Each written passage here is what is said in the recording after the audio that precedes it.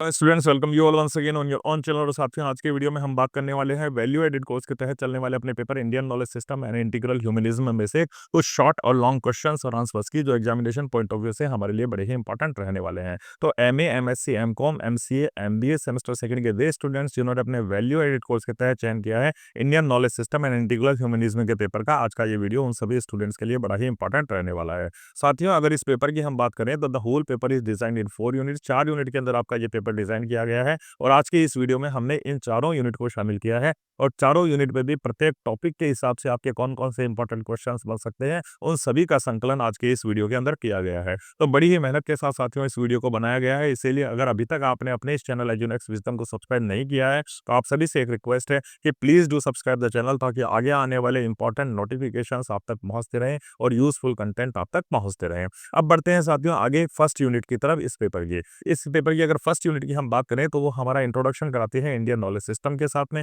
इसमें जो टॉपिक शामिल किए गए हैं वो आपके वेद, उपनिषद और फिलोसफी की बात की गई है।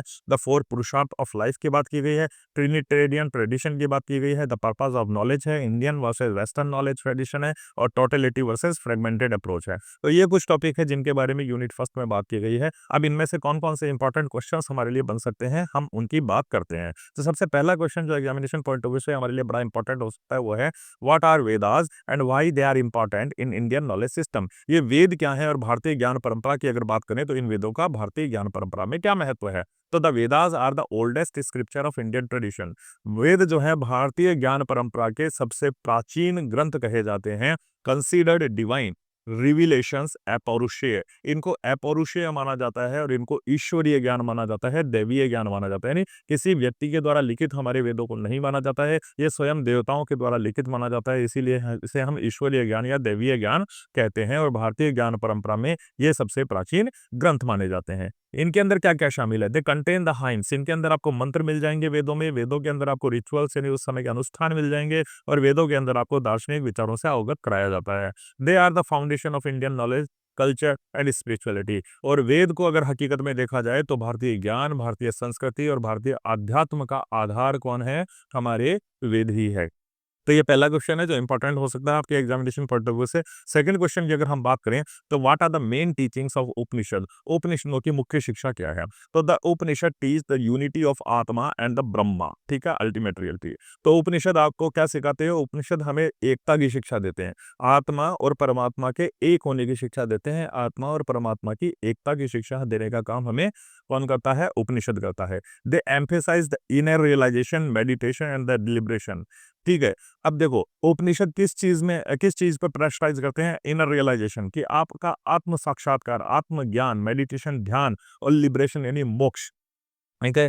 तो हमारे जो उपनिषद हैं, उपनिषद मुख्यतः किस बात पर जोर देते हैं, आत्मज्ञान, आत्मबोध पर जोर देते हैं, मेडिटेशन ध्यान पर जोर देते हैं, लिबरेशन यानी मोक्ष का मार्ग आप लोगों को सुझाते हैं। Their philosophy forms the spiritual core of the Indian thought, और इनका दर्शन जो है भारतीय चिंतन की आध्यात्मिक नींव रखता है। यानी जो उपनिषद है वही भारतीय चिंतन का स्पिरिचुअल कोर यानी आध्यात्मिक बेस है, आध्यात्मिक नींव है।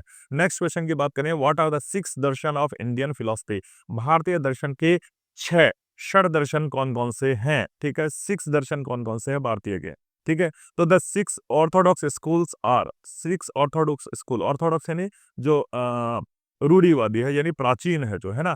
तो भारतीय दर्शन के जो प्राचीन स्कूल हैं उनके अंदर कौन है, सामाख्या है, उनके अंदर कौन है, योग है, उनके अंदर न्याय है, उनके अंदर वैशेषिक है, उनके अंदर मीमांसा है और उनके अंदर वेदांत है, ठीक है।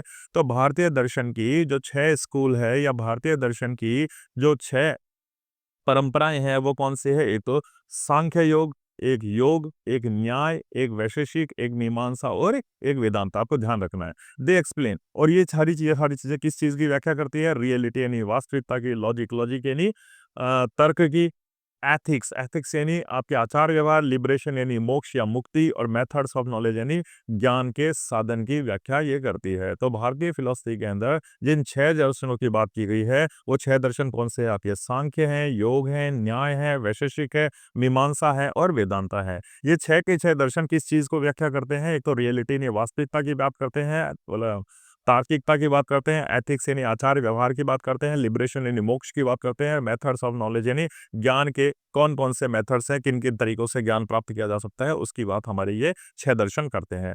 Together they form the backbone of Indian philosophical tradition. और 6 के 6 षड दर्शन की संयुक्त रूप से अगर हम बात करें तो ये रीढ़ की हड्डी है। किसकी? भारतीय दार्शनिक परंपरा की रीढ़ की हड्डी इन्हीं 6 दर्शनों को माना जाता है। नेक्स्ट क्वेश्चन जो हमारा बन सकता है, व्हाट आर द 4 पुरुषार्थ? वेरी इंपॉर्टेंट क्वेश्चन है आपका एग्जामिनेशन पॉइंट ऑफ व्यू से। तो द 4 पुरुषार्थ आर धर्मा, अर्थ, कामा, मोक्ष। 4 पुरुषार्थ कौन से हैं? 4 पुरुषार्थ आपके धर्म, अर्थ, काम, मोक्ष। They represent moral duty, wealth, desire and liberation. ये किस चीज को दर्शाते हैं? ये आपकी मोरल ड्यूटी यानी नैतिक कर्तव्य को दर्शाते हैं, ये वेल्थ यानी धन को दर्शाते हैं, डिजायर यानी आपकी आकांक्षाओं को दर्शाते हैं, और ये लिबरेशन यानी मुक्ति के मार्ग को दर्शाते हैं। Their balance ensures A complete and meaningful human life. और इन सभी चीजों का यानी इन चारों पुरुषार्थों का बैलेंस ही किस चीज को सुनिश्चित करता है? ए मीनिंगफुल ह्यूमन लाइफ, कि आपका ये मानवीय जीवन सार्थक है। इसको श्योर करने का काम क्या करता है? धर्म, अर्थ और काम और मोक्ष के बीच में आपने किस प्रकार से संतुलन बना रखा है। नेक्स्ट क्वेश्चन आता है, एक्सप्लेन धर्म एज पुरुषार्थ। धर्म की पुरुषार्थ के रूप में व्याख्या कीजिए। धर्म means the righteousness, duty and moral law. धर्म का अर्थ क्या होता है? राइटियसनेस यानी बिल्कुल सत्य का पालन करना, कर्तव्यों को निभाना और नैतिक नियमों का पालन करना। It guides human actions towards the truth and justice. धर्म हमारे लिए क्या है? धर्म हमारे लिए एक गाइड है। धर्म हमारे लिए क्या है? धर्म हमारे लिए अ, एक ऐसा मार्गदर्शक है जो हमारे एक्शंस को क्या करता है? हमारे एक्शंस को दिशा देने का काम करता है। किसकी तरफ? ट्रुथ, सत्य और न्याय की तरफ। It is the foundation of social harmony. धर्म जो है किसका प्रतीक है? धर्म जो है ये सामाजिक सामंजस्य का प्रतीक है, and ethical living in Indian tradition. और भारतीय परंपरा में नैतिक जीवन किस तरीके से जिया जाना चाहिए, उसी की सीख हमें देता है कौन? धर्म। तो धर्म हमारी सामाजिक सामंजस्यता का आधार है, और इसी के साथ में भारतीय परंपरा में नैतिक जीवन किस तरीके से जिया जाता है, इसको भी बताने का काम कौन करता है? हमारा धर्म ही करता है। नेक्स्ट क्वेश्चन है, व्हाट इज मोक्ष and why it is considered the highest पुरुषार्थ। ये मोक्ष क्या है और इसको हाईएस्ट पुरुषार्थ क्यों माना जाता है? मोक्ष is the liberation from the cycle of birth and death, जिसको हम संसारा कहते हैं। ठीक है, तो ये जो संसार है, ये संसार है, इस संसार के बंधनों से मुक्ति पा लेना ही मोक्ष कहलाता है। यानी आप जीवन और मृत्यु के चक्र से बाहर निकल जाते हैं, इसी को ही मोक्ष माना गया है। तो इस सांसारिक जीवन से परे चला जाना, इस सांसारिक जीवन के जन्म और मृत्यु का जो चक्र है, उससे मुक्ति पा लेना ही मोक्ष माना गया है। It is achieved through knowledge. अब मोक्ष को पाना आसान नहीं है। मोक्ष कैसे मिलेगा? It is achieved through knowledge, ये ज्ञान से मिलता है। It is achieved through meditation, ये ध्यान से मिलता है। और आत्म साक्षात्कार से मिलता है। तो मोक्ष के मार्ग को आपका प्राप्त करेंगे। मोक्ष के मार्ग को आप ज्ञान के माध्यम से, मेडिटेशन ध्यान के माध्यम से, और सेल्फ रियलाइजेशन यानी आत्म साक्षात्कार के माध्यम से आप मोक्ष तक पहुंचेंगे। It is the highest goal, ये सर्वोच्च लक्ष्य है हमारे जीवन का, because it leads to the eternal peace and freedom. क्योंकि अगर आपको हमेशा के लिए शांति चाहिए, शाश्वत शांति चाहिए और शाश्वत स्वतंत्रता चाहिए, तो मोक्ष को आपको प्राप्त करना ही पड़ेगा। इसलिए आपके जीवन का जो परम लक्ष्य है वो किसको माना गया है? मोक्ष को माना गया है। मोक्ष की प्राप्ति के बाद ही जीवन में सच्ची शांति और सच्ची स्वतंत्रता आती है। नेक्स्ट क्वेश्चन जो बनता है, what is meant by the trinitarian tradition, Shruti, Smriti and practice. जो श्रुति, स्मृति और आचरण है, इस त्रिविध परंपरा से आप क्या समझते हैं? तो the trinitarian tradition refers to the 3 forms of Indian knowledge. ठीक है, अब ये जो ट्रिनिटेरियन ट्रेडिशंस है, ये जो त्रिविध परंपरा है, ये किसके बारे में बताती है? कि भारतीय ज्ञान परंपरा के 3 फॉर्म्स, 3 अलग-अलग जो भारतीय ज्ञान परंपरा को प्राप्त करने के साधन है, उनके बारे में बताती है।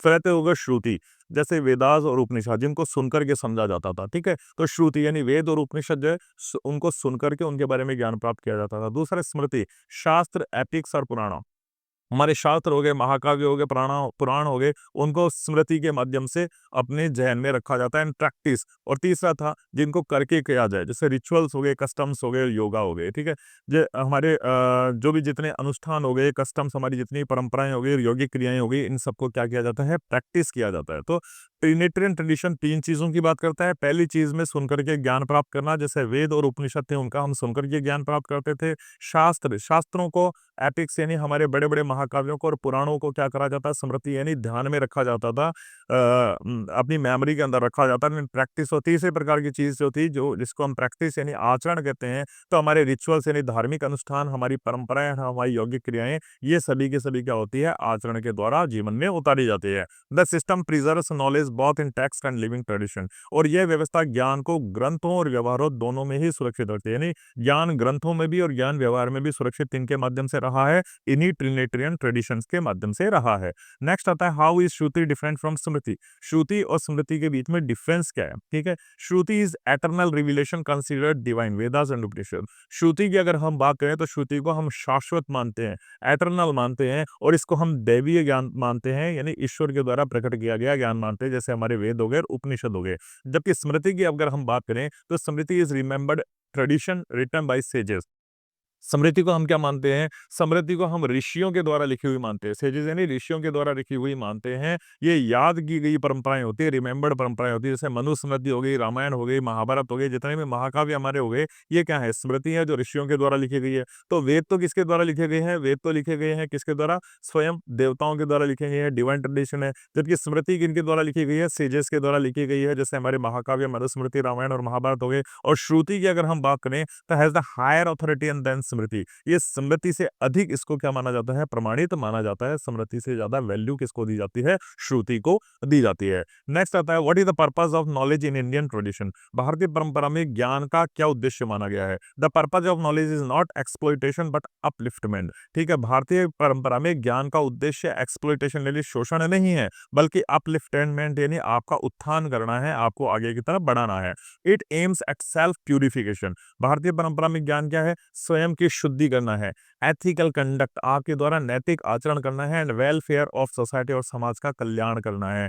True knowledge guides one towards the harmony and liberation. और जो सच्चा ज्ञान होता है वो सच्चा ज्ञान आपको दिशा देता है, किसकी दिशा देता है, हार्मनी यानी सामंजस्य की, और लिबरेशन यानी मोक्ष की, मुक्ति के मार्ग पर पहुंचाता है। ठीक है, तो भारतीय परंपरा में जो ज्ञान है उसको शोषण का माध्यम नहीं माना गया, बल्कि अपलिफ्टमेंट यानी आपके उत्थान का माध्यम माना गया है। इसका लक्ष्य सेल्फ प्यूरिफिकेशन यानी आत्म शुद्धि करना, नैतिक आचरण को बढ़ाना और समाज का कल्याण करना है। सच्चे ज्ञान की अगर हम बात करें तो ये आपको निर्देशित करता है सामंजस्यता की तरफ और मुक्ति की तरफ। नेक्स्ट क्वेश्चन है how does Indian knowledge system differ from the western knowledge system. बहुत इंपॉर्टेंट है, भारतीय ज्ञान और पाश्चात्य ज्ञान के अंदर क्या अंतर है। Indian tradition is holistic combining science, philosophy and spirituality. भारतीय ज्ञान की बात करें तो भारतीय ज्ञान कैसा है, होलिस्टिक यानी समग्र ज्ञान है, जिसके अंदर विज्ञान की बात भी होती है, दर्शन की बात भी होती है और अध्यात्म की बात भी होती है। तो भारतीय ज्ञान को तो क्या माना गया है, होलिस्टिक माना गया है, जो साइंस, फिलोसफी और स्पिरिचुअलिटी तीनों को शामिल करता है। जबकि वेस्टर्न ट्रेडिशन की बात करें तो उसको क्या माना गया है, फ्रेगमेंटेड माना गया है, उसको क्या माना गया है,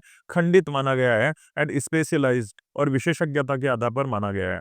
Indian system aims at harmony of material and spiritual life.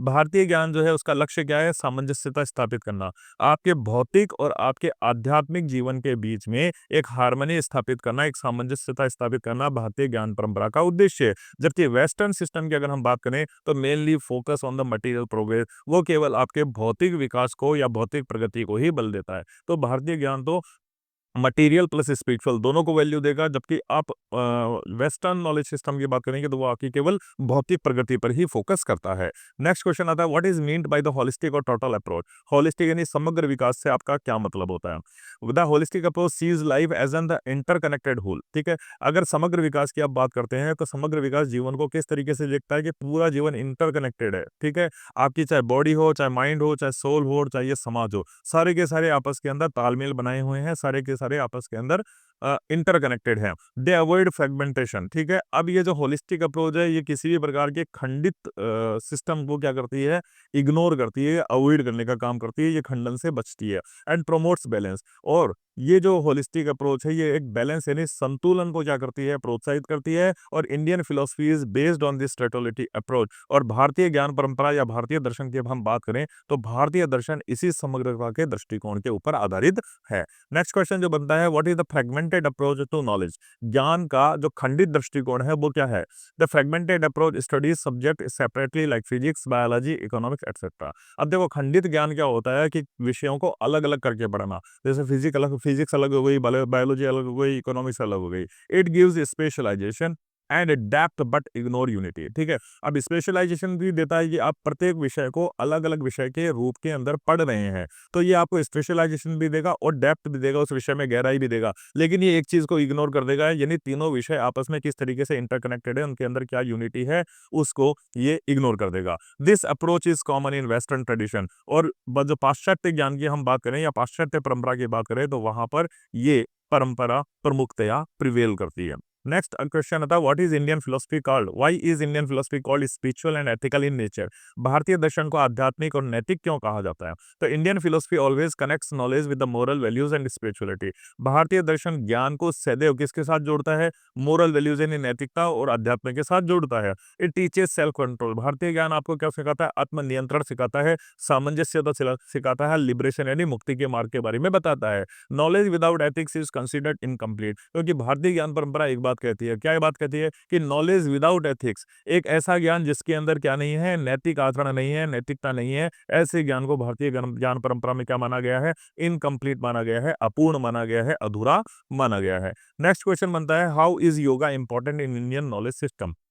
योग का भारतीय ज्ञान परंपरा में क्या महत्व है? Yoga is both philosophical and philosophy and practice.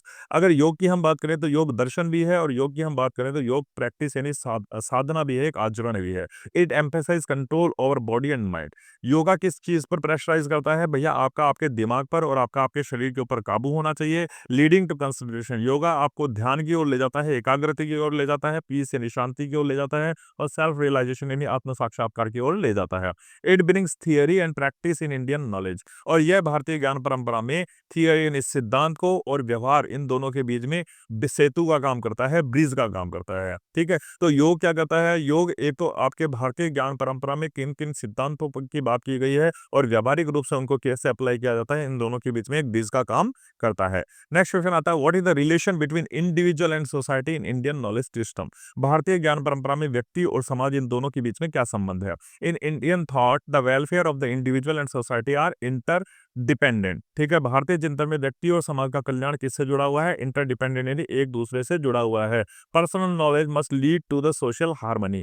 जो व्यक्तिगत ज्ञान है वो क्या, उसका किसके लिए प्रयोग होना चाहिए? सोशल हार्मनी यानी सामाजिक सामंजस्य स्थापित करने के लिए उसका प्रयोग होना चाहिए। वसुधैव कुटुंबकम की भावना में भारतीय ज्ञान परंपरा क्या करती है? विश्वास करती है। और ये किस चीज को अभिव्यक्त करता है? द यूनिटी ऑफ ह्यूमैनिटी, मानव की एकता को अभिव्यक्त करता है, वसुधैव कुटुंबकम की भावनाओं को अभिव्यक्त करता है। नेक्स्ट चलते हैं, अब इस फर्स्ट यूनिट यहीं पे शॉर्ट क्वेश्चन आपके एंड होते हैं। अब इसमें से कौन कौन से लॉन्ग क्वेश्चन है जो आपके लिए इंपॉर्टेंट हो सकते हैं एग्जामिनेशन पॉइंट ऑफ व्यू से, उनकी बात करते हैं। ये वेरी इंपॉर्टेंट क्वेश्चन है और आप लोगों को इनको याद करना ही है।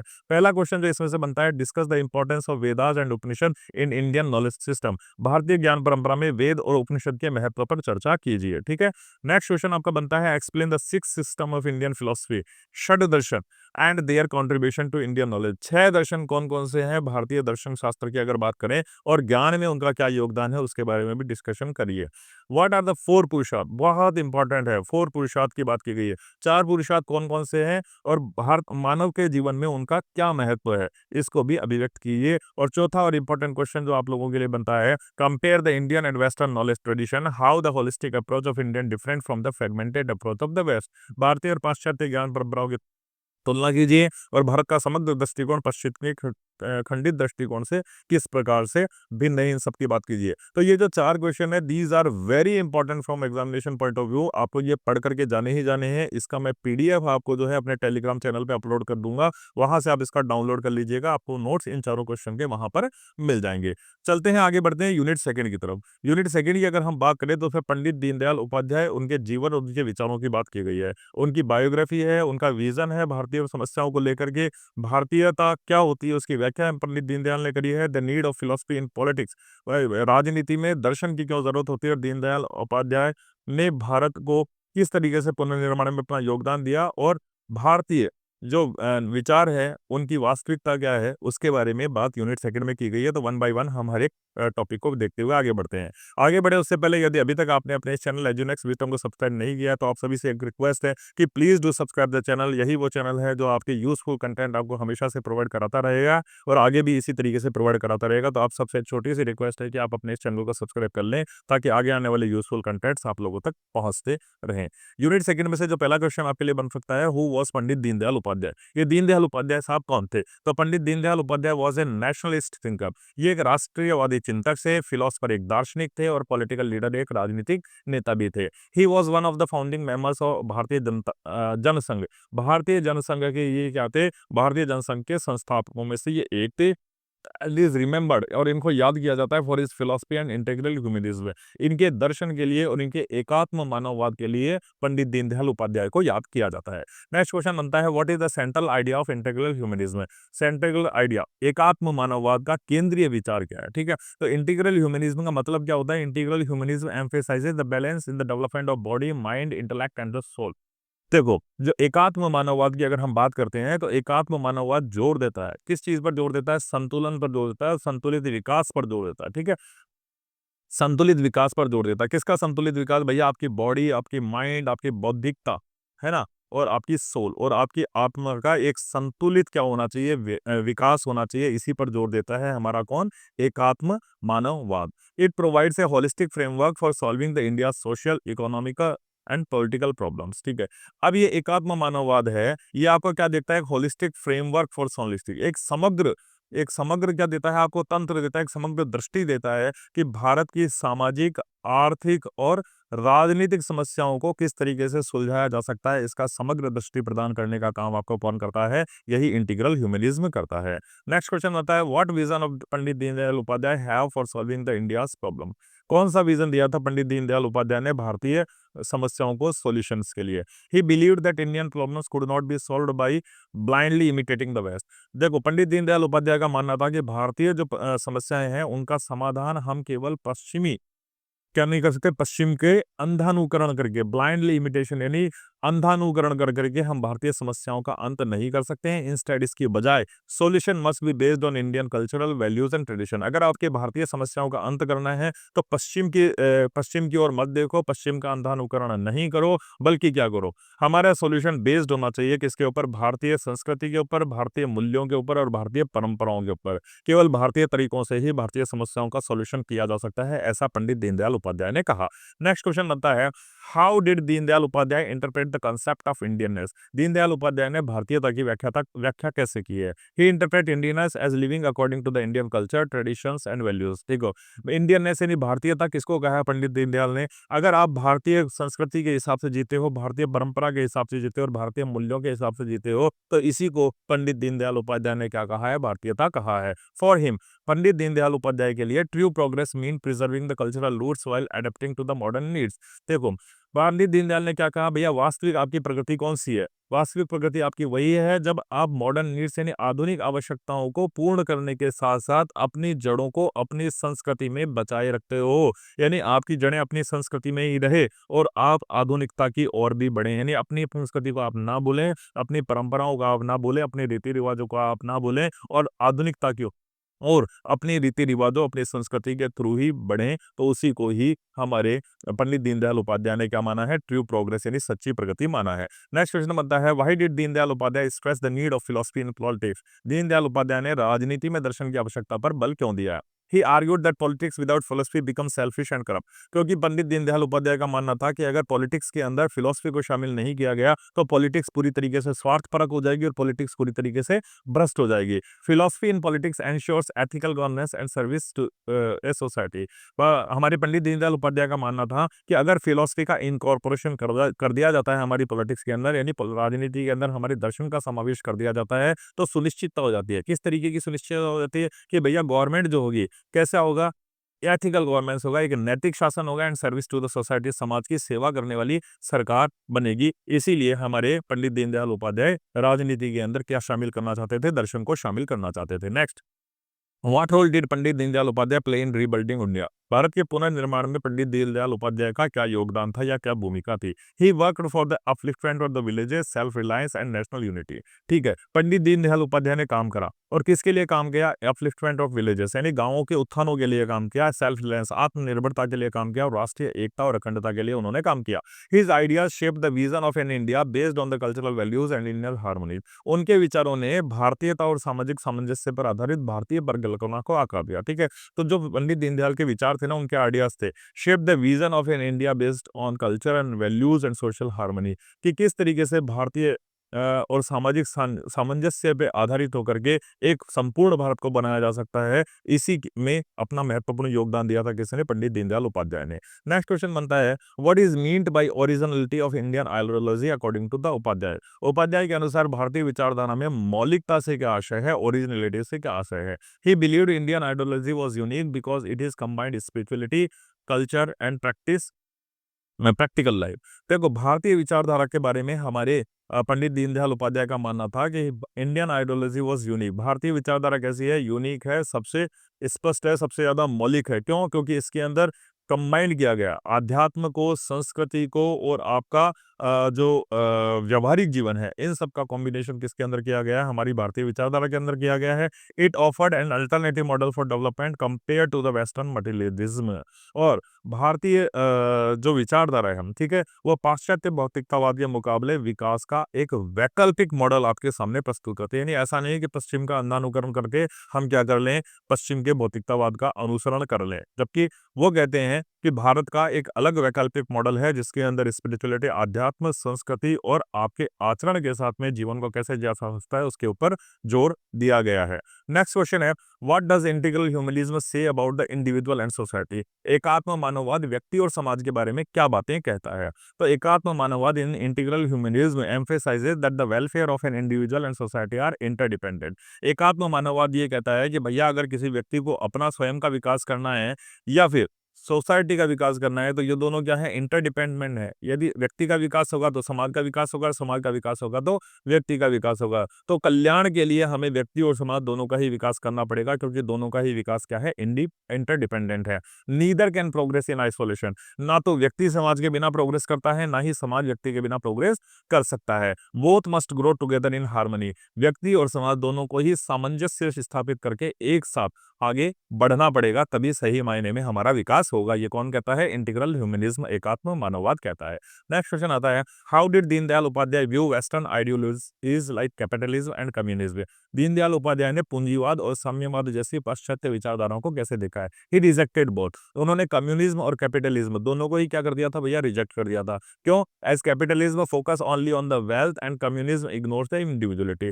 कैपिटलिज्म की बात करें तो हमारे दीनदयाल उपाध्याय का मानना था कि भैया, कैपिटलिज्म तो केवल और केवल किस पर फोकस करता है?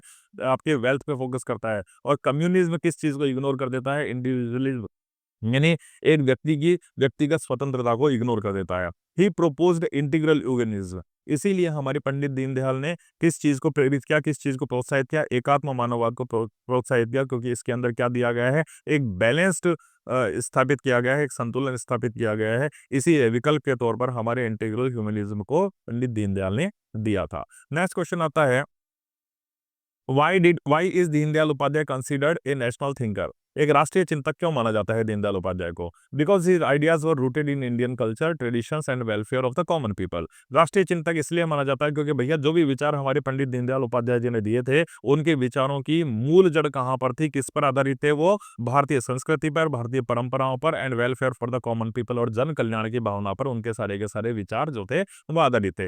ही ऑलवेज प्रोमोटेड भारतीयता। उन्होंने हमेशा प्रोत्साहित किया किसको? भारतीयता को, as the foundation of national development. राष्ट्र के विकास का जो आधार उन्होंने बताया, किसको बताया? भारतीयता को बताया था, और उसी भारतीयता को उन्होंने क्या किया था? प्रमोट किया था। नेक्स्ट क्वेश्चन जो इसमें से बन सकता है, what was the Deendayal Upadhyaya contribution to the India's politics? भारतीय राजनीति के अंदर पंडित दीनदयाल की क्या भूमिका थी?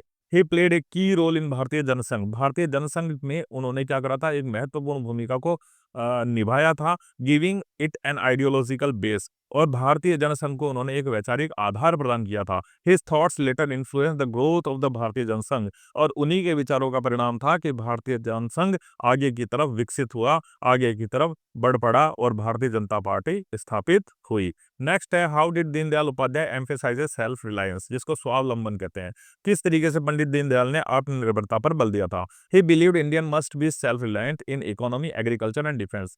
उनका मानना था, पंडित दीनदयाल का मानना था कि भैया भारत को क्या होना पड़ेगा, आर्थिक रूप से कृषि यानी कृषि के रूप में और रक्षा का जो अपना सेक्टर है, उस सब के अंदर भारत को क्या बनना पड़ेगा, आत्मनिर्भर बनना पड़ेगा। ठीक है, तो हमारे पंडित दीनदयाल का उपाध्याय का मानना था, चाहे आर्थिक क्षेत्र हो, चाहे कृषि का क्षेत्र हो और चाहे रक्षा का क्षेत्र हो, तीनों के अंदर ही इंडिया को क्या होना चाहिए, आत्मनिर्भर होना चाहिए। Dependence on foreign models weakens the true national strength, क्योंकि अगर हम विदेशी मॉडल पर निर्भर रहेंगे तो इससे हमारी राष्ट्रीय शक्ति जो है वो कमजोर हो जाती है। Next, what was the Deendayal Upadhyaya approach to the Indian villages, भारतीय गांवों के संदर्भ में दीनदयाल उपाध्याय का दृष्टिकोण क्या था। He considered villages as the backbone of India. Pandit Deendayal Upadhyaya ने विलेजेस यानी गांवों को क्या माना है, रीढ़ की हड्डी माना है, भारत के रीढ़ की हड्डी उन्होंने गांव को माना है, यानी गांव को उन्होंने बड़ी इंपॉर्टेंस दिया है। इसीलिए ही एडवोकेट, उन्होंने किस चीज की वकालत की, फॉर रूरल अपलिफ्टमेंट, भैया गांव का विकास किया जाए, एग्रीकल्चर बेस्ड इकोनॉमी, हमारी अर्थव्यवस्था हो वो किस पर बेस्ड हो, कृषि आधारित अर्थव्यवस्था हो, एंड डिसेंट्रलाइजेशन ऑफ पावर, और शक्ति का विकेंद्रीकरण हो।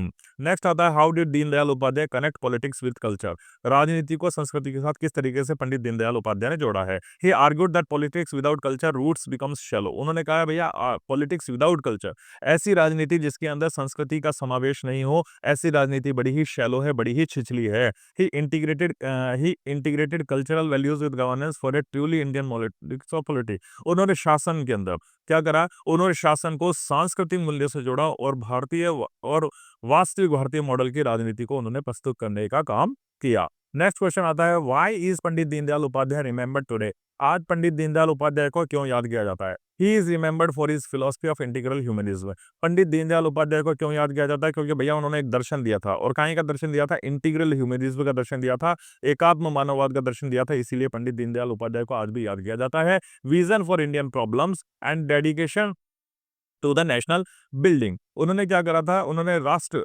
विजन फॉर इंडियन प्रॉब्लम्स, भारतीय समस्याओं के लिए क्या प्रस्तुत किया था, एक दृष्टि प्रस्तुत की थी, समाधान की दृष्टि प्रस्तुत की थी, and dedication for Indian national building, और राष्ट्र के निर्माण के लिए उन्होंने समर्पण की भावना को जगाया था। His thoughts still guide Indian politics and society, जो उनके विचार थे, पंडित दीनदयाल उपाध्याय के जो विचार थे, वो आज भी भारतीय राजनीति और भारतीय समाज को क्या करते हैं, दिशा देने का काम करते हैं। तो ये कुछ इंपॉर्टेंट क्वेश्चन थे हमारी सेकंड यूनिट से, जो आपके एग्जामिनेशन पॉइंट ऑफ व्यू से बड़े ही इंपॉर्टेंट हो सकते हैं। और अब कुछ लॉन्ग क्वेश्चन और आंसर्स की बात कर लेते हैं कि कौन सा इस यूनिट में से आपके लिए बड़ा लॉन्ग आंसर हो सकता है इंपॉर्टेंट।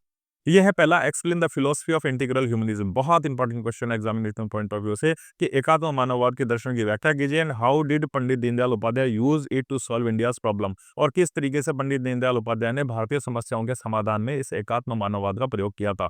वेरी इंपॉर्टेंट क्वेश्चन है ये एग्जामिनेशन पॉइंट ऑफ व्यू से। ठीक है, नेक्स्ट क्वेश्चन इसी तरीके से आपको बनता है, critically analyze Deendayal Upadhyaya ideas for the needed of philosophy in politics and role in rebuilding India, Pandit Deendayal Upadhyaya के राजनीति में दर्शन की आवश्यकता संबंधी विचारों तथा भारत के पुनर्निर्माण में उनकी भूमिका का आलोचनात्मक विश्लेषण कीजिए। इन दोनों ही क्वेश्चन की पीडीएफ आपको जल्दी ही अपने टेलीग्राम चैनल के ऊपर मिल जाएगी। कोशिश है आज ही उसको अपलोड कर दिया जाए ताकि आपके लिए बड़ी ही इंपॉर्टेंट वो एग्जामिनेशन पॉइंट ऑफ व्यू से हो सके। अब चलते हैं हमारी यूनिट थर्ड के अंदर। यूनिट थर्ड जो है हमारी बात करती है इंटीग्रल ह्यूमनिज्म की फिलॉसफी और बेसिस के आधार पर। इसके अंदर the 4 dimensions of human being की बात की गई है, harmony between individual, society and nature की बात हुई है, डेवलपमेंट वॉर होम की बात हुई है, और growth is incomplete without the soul, और integral vision versus fragmented vision. तो ये सारे टॉपिक हैं जो हमारे यूनिट थर्ड के अंदर डिस्कस किए गए हैं। वन बाय वन हम इनमें से भी देख लेते हैं कौन कौन से क्वेश्चन हमारे लिए बन सकते हैं। तो सबसे पहला क्वेश्चन बन सकता है हमारे लिए, what are the 4 dimensions of human being according to the integral humanism, एकात्म मानववाद के अनुसार भारत के 4 आयाम कौन कौन से हो सकते हैं। तो integral humanism explain that a human being is made up of body, mind, intelligence and spirit. देखो एकात्म मानववाद क्या मानता है कि मनुष्य जो है वो किनसे बना है, वो 4 तत्वों से बना है। कौन कौन सा है, पहली बॉडी है, दूसरी उसका माइंड है, तीसरा उसके इंटेलिजेंट यानी बौद्धिकता है, और चौथी उसकी स्पिरिट यानी आत्मा है। तो इंटीग्रल एकात्म मानववाद इसी चीज को अभिव्यक्त करता है कि मनुष्य जो है किन चीजों से बना हुआ है। एकात्म मानववाद के अनुसार मनुष्य शरीर, मन, बुद्धि और आत्मा से बना हुआ है। True development is possible only when all the four nurtured in balance. आपका समग्र विकास, आपका वास्तविक रूप से विकास कब होगा? जब ये चारों के चारों तत्व जो हैं, ये चारों के चारों जो आयाम हैं, इनका एक संतुलित विकास होगा। यानी चारों के चारों बॉडी, माइंड, आपकी बौद्धिकता और आपकी स्पिरिट, आत्मा, इन सब का विकास होगा, तही तभी सही मायने में आपका विकास माना जाएगा। ठीक है? नेक्स्ट क्वेश्चन जो हमारा बनता है, why is harmony between individual, society and nature is important? ठीक है, व्यक्ति, समाज और प्रकृति के बीच में एक सामंजस्यता क्यों जरूरी है? तो integral humanism teach that individual can not live in isolation. एकात्म मानववाद हमें ये बताता है कि भैया कोई भी व्यक्ति आइसोलेशन यानी अकेलेपन में नहीं रह सकता, अकेले में अपने जीवन को नहीं जी सकता। The well being is man is linked to the society and nature. अगर मनुष्य को सही जीवन जीना है, अगर मनुष्य को एक अच्छा जीवन जीना है, तो उसको उसका जीवन सोसाइटी, समाज और प्रकृति के साथ जुड़ा हुआ है। इसीलिए the harmony among them ensures the sustainable development. प्रकृति और समाज के साथ उसका जुड़ाव ही उसके स्थायी विकास को क्या करता है? प्रेरित करता है या स्थायी विकास उसके पॉसिबल बनाता है। तो एक व्यक्ति के व्यक्तित्व के समग्र विकास के लिए उसका समाज और प्रकृति के साथ भी सामंजस्य होना जरूरी है। नेक्स्ट क्वेश्चन आता है, what does development for home signifies in integral humanism? बहुत इंपॉर्टेंट है। डेवलपमेंट फॉर होम की अवधारणा क्या है एकात्म मानववाद के अनुसार? It signifies that development should not serve only to the rich and powerful. ठीक है, अब ये कहता है, एकात्म मानववादी ये कहता है कि भैया विकास का मतलब ये नहीं होता कि केवल जो धनवान है और केवल जो शक्तिशाली लोग हैं उन्हीं का विकास हो। True development must serve every human being. सच्चा विकास तो हर व्यक्ति का होना चाहिए, specially the weakest and the sections of the society. और साथ साथ उन्होंने ये भी कहा कि सच्चा विकास जो है वो मुख्य रूप से किस व्यक्ति का होना चाहिए? Weakest section of the society. समाज का जो वंचित वर्ग है, समाज का जो कमजोर वर्ग है, सही मायने तो विकास की उसको सबसे ज्यादा जरूरत है, उसी का विकास सबसे पहला होना चाहिए। तो ट्रू डेवलपमेंट का अर्थ क्या नहीं है केवल धनवानों के लिए और केवल शक्तिशाली व्यक्तियों का विकास ही ट्रू डेवलपमेंट नहीं है। ट्रू डेवलपमेंट तो weakest section of the society के विकास को कहा गया है। नेक्स्ट है, how does integral humanism view consumerism? Ekatma Manavvad उपभोक्तावाद को कैसे लिखता है? तो consumerism is seen as selfish pursuit of the material pleasure.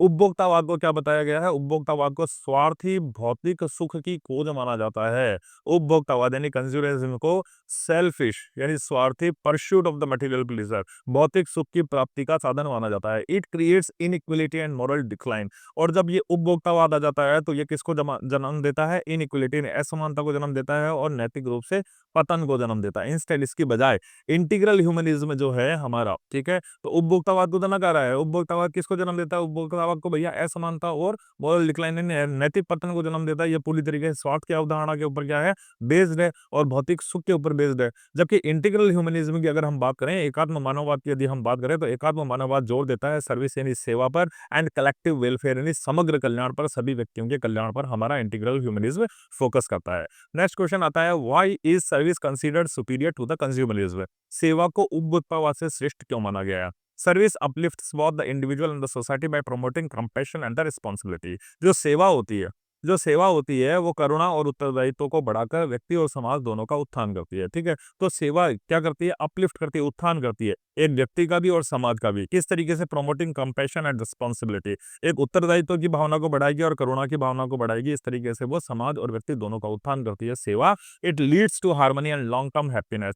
जो सेवा होती है वो सामंजस्य को बढ़ाती है, लॉन्ग टर्म हैप्पीनेस यानी दीर्घकालीन सुख आपको देती है। Unlike consumerism which creates greed, ये उपभोक्तावाद की तरफ नहीं है जो सिर्फ लालच को जन्म देता है। ये उपभोक्तावाद की तरह तो बिल्कुल भी नहीं है, क्योंकि उपभोक्तावाद तो सिर्फ लालच को जन्म देता है, जबकि ये आपको दीर्घकालीन खुशी देती है और सामंजस्यता की भावना को स्थापित करती है। नेक्स्ट क्वेश्चन आता है, why is growth incomplete without the soul? आत्मा के बिना विकास अधूरा क्यों है? No the material progress alone can not satisfy human life. तो केवल भौतिक सुख है, भौतिक प्रगति ही हमारे मनुष्य जीवन को संतुष्ट नहीं कर सकती है। Without spiritual development growth remains hollow. अगर आपका आध्यात्मिक विकास ही नहीं हुआ, अगर आपका इनर डेवलपमेंट ही नहीं हुआ, तो भैया आप कितनी भी प्रोग्रेस कर लो, वो सारी की प्रोग्रेस कैसी है? होलो है, बिल्कुल खोखली है, आपका विकास बिल्कुल खोखला है। Integral humanism insist on nurturing the soul along with the material needs. जो इंटीग्रल ह्यूमनिज्म होता है, एकात्म मानववाद होता है, वो आत्मा के पोषण पर बल देता है, आत्मा की नर्चरिंग पर बल देता है। नेक्स्ट क्वेश्चन जो आपका बनता है वो क्या है? What is meant by integral vision? Integral vision यानी समग्र दृष्टि से क्या आशय है? Integral vision means seeing life as a whole. ठीक है, समग्र दृष्टि का मतलब क्या है? जीवन को एक संपूर्ण रूप से देखना, कंबाइन, जिसके अंदर किन-किन चीज़ों को शामिल कर लिया गया? फिजिकल शरीर, मेंटल मानसिक, सोशल सामाजिक और स्पिरिचुअल यानी आपके आध्यात्मिक कौन-कौन से पहलू हैं, उन सभी को शामिल कर लिया जाना ही इंटीग्रल विज़न कहलाता है। It is opposite to the fragmented approach of the west और ये ठीक उलट है। ठीक उलट किसका है? पाश्चात्य दृष्टिकोण है, उसका ठीक उलट है। पाश्चात्य दृष्टिकोण क्या है? फ्रैगमेंटेड है, सब चीज़ों को अलग-अलग करके देखना है, लेकिन हमारा जो इंटीग्रल विज़न है, वो हमारी फिजिकल, हमारी मेंटल, हमारी सोशल और हमारी स्पिरिचुअल एस्पेक्ट इन सभी को कंबाइन करके देखता है और इस सभी को जीवन का सबसे महत्वपूर्ण अंग मानता है। जबकि वेस्ट इन सभी को क्या करता है? अलग-अलग करके देखता है, फ्रैगमेंटेड रूप से देखता है। नेक्स्ट है व्हाट इज़ फ्रैगमेंटेड विज़न? ये पाश्चात्य जो फ्रैगमेंटेड विज़न है ना, ये है क्या? तो fragmented vision divides human life into separate compartment. Fragmented vision क्या होता है? फ्रैगमेंटेड विज़न जो है, खंडित दृष्टि जो है, मानव जीवन को अलग-अलग हिस्सों में बाँटती है। जैसे इकोनॉमिक, आर्थिक अलग हो गया, राजनीति अलग हो गया, स्पिरिचुअलिटी, ये तीनों चीज़ें अलग-अलग हो गई। It lacks integration and often creates imbalance. अब जो ये फ्रैगमेंटेड विज़न है, इसमें कमी होती है, इंटीग्रेशन की कमी होती है। इंटीग्रेशन यानी एकता का इसके अंदर अभाव होता है एंड क्रिएट्स इम्बैलेंस और ये असंतुलन को पैदा कर देती है, असंतुलन की भावना को जन्म देती है, ठीक है? तो फ्रैगमेंटेड विज़न ने आपके जीवन का आर्थिक क्षेत्र हो, राजनीतिक क्षेत्र हो या आध्यात्मिक क्षेत्र हो, इन सबको ही अलग-अलग करके स्पेशलाइज़ेशन के तौर पर देखा जाता है और इससे इंटीग्रेशन की भावना जो होती है, वो तो कम हो जाती है, उसके साथ ही एक असंतुलन क्रिएट हो जाता है। नेक्स्ट क्वेश्चन आता है how does integral humanism define real development? एकात्म मानववाद वास्तविक विकास को कैसे परिभाषित करता है? तो real development means the balance progress of body mind intellect and soul. Real development यानी वास्तविक विकास का मतलब क्या होता है? वास्तविक विकास का मतलब क्या होता है? एक संतुलन, आपके विकास में एक संतुलन। और संतुलन किसका? आपकी बॉडी का भी विकास हो, आपके माइंड का भी विकास हो, आपके बौद्धिकता का भी विकास हो और आपकी आत्मा का भी विकास हो। इन सब का क्या होगा? विकास होगा और वो भी कैसा होगा? बैलेंस विकास होगा। तभी उसको क्या माना जाएगा? वास्तविक संतुलन माना जाएगा या वास्तविक विकास माना जाएगा। It also ensures harmony with the society and nature and not just economic growth. ये केवल इकोनॉमिक ग्रोथ पर फोकस नहीं करता, केवल आपके आर्थिक विकास पर फोकस नहीं करता, बल्कि एंश्योर करता, सुनिश्चित करता है किस चीज को सुनिश्चित करता है? आपकी प्रकृति और आपके समाज के साथ में सामंजस्यता कैसी है, उस चीज को सुनिश्चित करने का काम भी क्या करता है? आपका वास्तविक विकास करता है। नेक्स्ट क्वेश्चन आता है why does integral humanism criticise western model of development? एकात्म मानववाद पाश्चात्य विकास मॉडल की आलोचना क्यों करता है? Western model focus only on the material prosperity and conservatism. जो वेस्टर्न मॉडल हमारा है, पाश्चात्य दर्शन हमारा है, वो केवल आपकी मटेरियल प्रॉस्पेरिटी यानी केवल और केवल आपकी भौतिक समृद्धि पर और आपके उपभोक्तावाद पर फोकस करता है, उन पर ही ये केंद्रित रहता है। दे ignore the spiritual and the cultural aspects of life. जो वेस्टर्न आपका मॉडल है, उसने एक तो अध्यात्म को और एक आपके जीवन के सांस्कृतिक जो पहलू होते हैं, उनको पूरी तरीके से नकार दिया है, विच लीड्स टू इम्बैलेंस। और इसी कारण पाश्चात्य दर्शन में एक असंतुलन क्रिएट हो गया है और एक शोषण की जो भावना होती है, वो क्रिएट उसके अंदर हो गई है।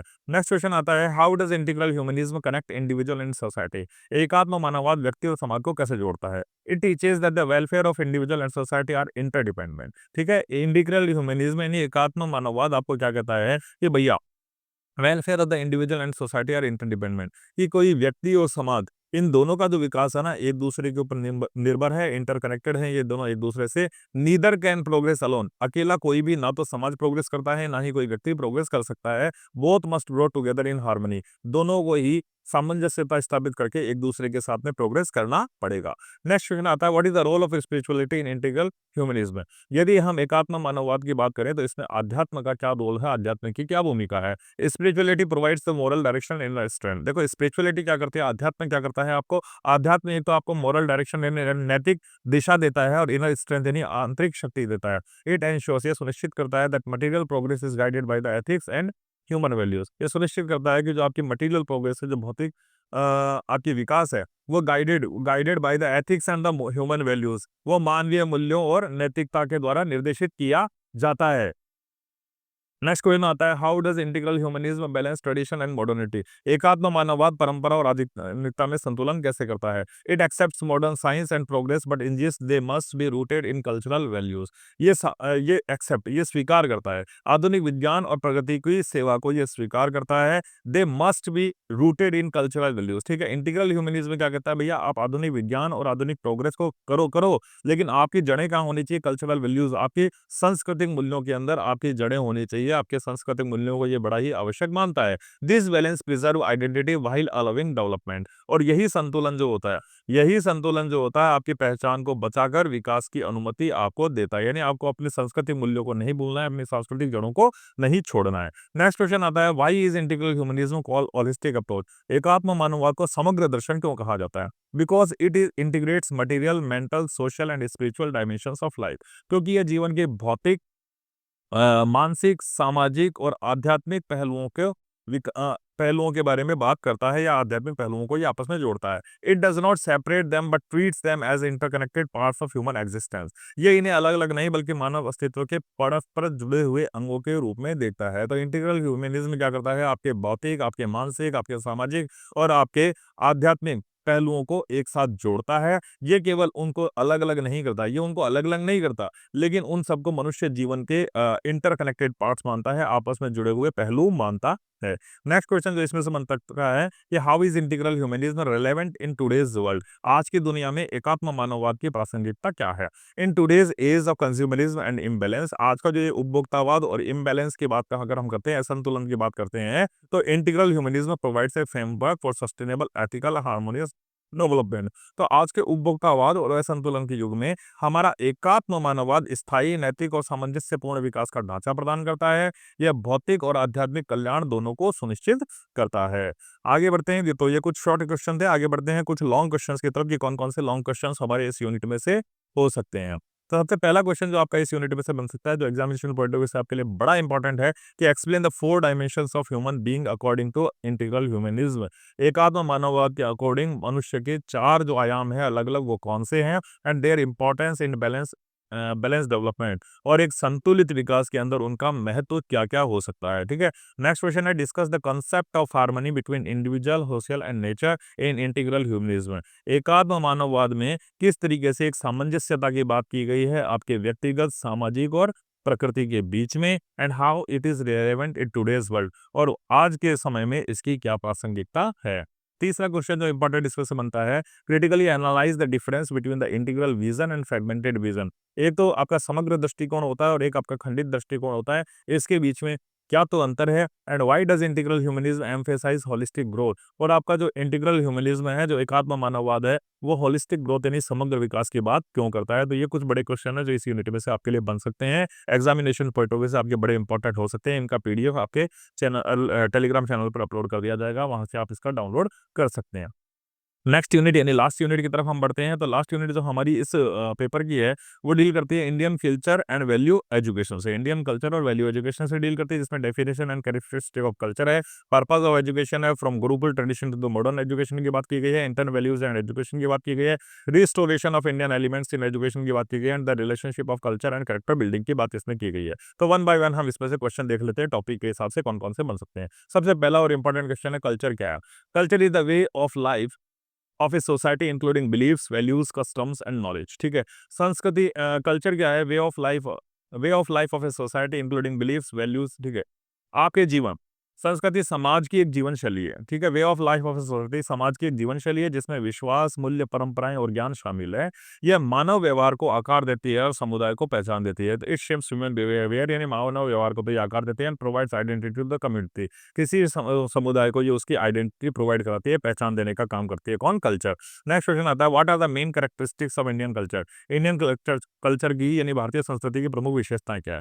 Indian culture is spiritual, Indian culture is tolerant, diverse and family centres. अगर हम भारतीय संस्कृति की बात करें तो भारतीय संस्कृति आध्यात्मिक है, भारतीय संस्कृति टॉलरेंट यानी सहिष्णु है, भारतीय संस्कृति डाइवर्स यानी विविधतापूर्ण है, भारतीय संस्कृति परिवार पर केंद्रित है। इंडिया एम्फेसाइजेस हार्मनी, भारतीय संस्कृति सामंजस्यता पर बल देती है, रेस्पेक्ट फॉर एल्डर्स यानी बड़ों का सम्मान आदर करती है, एंड मोरल लिविंग यानी नैतिक तरीके से अपने जीवन को जीने के लिए प्रेरित करती है।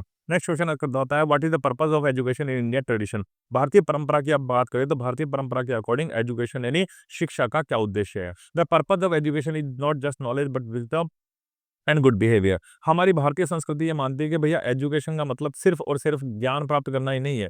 एजुकेशन का मतलब क्या होता है? एजुकेशन का मतलब विजडम, विजडम यानी प्रज्ञा को प्राप्त करना। ठीक है। सही ज्ञान को प्राप्त करना, सही नॉलेज को प्राप्त करना, बुद्धि को प्राप्त करना, और आपका सही आचरण, यही तो क्या है? आपके ज्ञान कहते हैं, इसी को एजुकेशन कहते हैं। तो हमारी भारतीय ज्ञान परंपरा ये मानती है कि एजुकेशन का उद्देश्य आपकी बुद्धि को बढ़ाना और आपके सदाचरण को बढ़ाना, आपके अच्छे आचरण को बढ़ाना होता है। It aims developing character. जो एजुकेशन होती है वो आपके कैरेक्टर का विकास करती है, आपके चरित्र का विकास करती है, आप में अनुशासन लेकर जाती है एंड इंडिविजुअल और प्रत्येक व्यक्ति को उसकी जिम्मेदारी का एहसास कराती है। नेक्स्ट क्वेश्चन आता है, how does education build character? शिक्षा आपके कैरेक्टर का निर्माण कैसे करती है, चरित्र का निर्माण कैसे करती है? तो education develop discipline, honesty and moral values. Education आपके अंदर विकास करती है एक तो अनुशासन का, एक ऑनेस्टी ईमानदारी का और तीसरी नैतिक मूल्यों का। It helps individual to control desire. और जब आपके अंदर इन चीजों का डेवलप हो जाता है, अनुशासन का, ईमानदारी का और आपके नैतिक मूल्यों का, तो आपका अपनी इच्छाओं के ऊपर क्या हो जाता है, नियंत्रण हो जाता है। Live for the society welfare, और आप समाज के कल्याण के लिए अपने जीवन को लगा देते हैं। नेक्स्ट क्वेश्चन आता है, what was the role of gurukul in ancient Indian education? Ancient Indian education में गुरुकुल की क्या भूमिका हुआ करती थी? Gurukul focused on holistic development. हमारे यहाँ के जो गुरुकुल थे ना, वो समग्र विकास के ऊपर ध्यान केंद्रित करते थे। वो नॉलेज, अनुशासन या फिर नैतिक मूल्य, इन तीनों के विकास पर बल देते थे। इन्हें समग्र विकास की अवधारणा को लेकर के चलते थे भारतीय ज्ञान परंपरा में। पूरे पूर्व में स्थापित हमारे Gurukul. Students lived with the teacher. Student अपने अध्यापक के साथ रहता था, शिक्षक के साथ रहता था। लर्निंग सिंपलिसिटी, साधारण जीवन कैसे जिया जाता है उसको सीखता था। रिस्पेक्ट, आदर सम्मान को सीखता था और सेवा भाव को सीखा करता था। नेक्स्ट क्वेश्चन आता है, how is modern education different from the Gurukul education? आज की आधुनिक शिक्षा की हम बात करें तो वो गुरुकुल शिक्षा से किस प्रकार से भिन्न है? Modern education emphasises academic and technical knowledge, often ignoring the moral values. अगर हम हमारी आधुनिक शिक्षा की बात करें ना, तो हमारी आधुनिक शिक्षा एम्फेसाइज करती है, जोर देती है किसके ऊपर भैया? एकेडमिक रूप से आप बढ़िया होने चाहिए, अकादमिक रूप से और टेक्निकल रूप से आप साउंड होना चाहिए। और ये नकार देती है किसको? नैतिक मूल्यों को नकार देती है। बिल्कुल, तो आधुनिक शिक्षा एकेडमिक पे जोर देती है, आधुनिक शिक्षा तकनीकी ज्ञान पर जोर देती है, लेकिन ये हमारे नैतिक मूल्यों को नकार देती है। जबकि गुरुकुल की बात करें तो focused on both knowledge and character building. Gurukul तो हमारे ज्ञान का अर्जन करने पर भी जोर देते थे, नहीं आपको ज्ञान भी प्राप्त होना चाहिए, लेकिन उसके साथ आपके चरित्र का निर्माण भी होना चाहिए, यानी मॉरल वैल्यूज भी आपके अंदर डेवलप होनी चाहिए। इसी को लेकर के गुरुकुल एजुकेशन चला करती थी। नेक्स्ट क्वेश्चन आता है, what are the three main Indian values in education? Three values are restraint, service and tolerance. ठीक है, जो भारतीय शिक्षा के 3 मूल्य हैं वो क्या है? रेजिस्टेंस यानी आपका संयम, सेवा और टॉलरेंस, टॉलरेंस यानी आपकी सहिष्णुता। These ensure discipline. यही 3 मूल्य आपके अंदर डिसिप्लिन यानी अनुशासन लेकर के आते हैं। सोशल रिस्पांसिबिलिटी, आपको सामाजिक जिम्मेदारी का एहसास कराते हैं। एंड रिस्पेक्ट फॉर डाइवर्सिटी, और विविधता के प्रति आपके सम्मान को सुनिश्चित करने का काम करते हैं यही 3 वैल्यूज। ठीक है, नेक्स्ट है, why is restaurant important in education? संयम की क्यों आवश्यकता है शिक्षा के अंदर? रेस्ट्रेंट टीचेस सेल्फ कंट्रोल, क्योंकि संयम होगा तो संयम आपको क्या सिखाएगा भैया? आत्मनियंत्रण सिखाएगा। And prevents the miss use of knowledge, और संयम ही आपको क्या करेगा भैया? ज्ञान का किसी भी प्रकार से दुरुपयोग नहीं हो, इसको रोकने का काम भी संयम ही करता है। It help students to lead a discipline and the balance life. ये विद्यार्थियों की मदद करता है कि किस तरीके से कोई भी विद्यार्थी एक अनुशासित जीवन और एक संतुलित जीवन को जी सकता है, उसमें मदद करता है आपका कौन? संयम। ठीक है, नेक्स्ट क्वेश्चन आता है, how does service relate to education? शिक्षा में सेवा का क्या महत्व होता है? Service connects learning with the social responsibility. जो सर्विस होती है, सेवा जो होती है, वो आपके ज्ञान को कनेक्ट करती है आपकी सामाजिक जिम्मेदारी के साथ। यानी शिक्षा जो होती है सामाजिक उत्तरदायित्व से आपके ज्ञान को जोड़ती है। It ensures that knowledge is used for the welfare of society, not for the selfish gain. और जो सर्विस होती है ना, वो ये सुनिश्चित करती है कि ज्ञान जो होता है ना, वो व्यक्तिगत प्राप्ति के लिए नहीं होता, स्वार्थपरक किसी चीज की प्राप्ति के लिए नहीं होता, बल्कि ज्ञान का उद्देश्य क्या है? वेलफेयर ऑफ द सोसाइटी, समाज का कल्याण करना आपके ज्ञान का उद्देश्य है। नेक्स्ट क्वेश्चन आता है, why is tolerance important in Indian education? भारतीय शिक्षा में टॉलरेंस क्यों इंपॉर्टेंट है? सहिष्णुता की क्या भूमिका है? Tolerance promotes harmony in diverse society. Bharatiya Samaj जो है वो डाइवर्स है, भारतीय समाज में हर प्रकार के लोग रहते हैं, भारतीय समाज में हर धर्म के लोग रहते हैं, तो ये टॉलरेंस हमें सभी धर्मों के बीच में सामंजस्यता का पाठ बढ़ाने का काम करती है। It helps students to respect the different religion. ये हमारी मदद करती है, ये विद्यार्थियों की मदद करती है कि वो अलग अलग धर्मों के लोगों को सम्मान करें, उनकी संस्कृति का सम्मान करें और उनके विचारों का सम्मान करें। नेक्स्ट क्वेश्चन जो हमारा बनता है, what is meant bye restoration of Indian elements in education? भारतीय शिक्षा में या शिक्षा में भारतीय तत्वों के पुनर्स्थापना से क्या अभिप्राय है? It means the revival moral, cultural and spiritual aspects in education that was centre in the traditional system like Gurukul. तो देखो, पुराना जो गुरुकुल पद्धति हुआ करती थी, पुरानी जो भारतीय परंपराएं हुआ करती थी, उसके अंदर हमारे स्पिरिचुअल एस्पेक्ट को, हमारे कल्चरल एस्पेक्ट को और हमारे मोरल एस्पेक्ट को बहुत प्रेशराइज करके सिखाया जाता था। यानी जो गुरुकुल पद्धति हुआ करती थी भारतीय ज्ञान परंपरा की, उसमें हमारे नैतिक ज्ञान को, हमारे सांस्कृतिक ज्ञान को और हमारे आध्यात्मिक ज्ञान को, तीनों ही चीज के विकास के ऊपर बल दिया जाता था।